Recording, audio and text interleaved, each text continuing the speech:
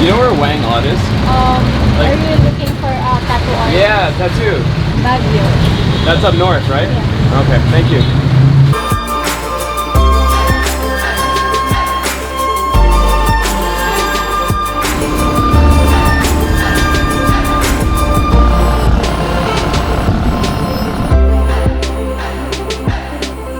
Alright guys, so we are now at the top. So we've gone from one bus to another bus. We went on a motorbike, we got dropped off at the top of the hill, and now we have to walk up to Whang-Od's village. So in total, the entire travel time is gonna be close to like probably 14 hours, including like a 2-hour hike.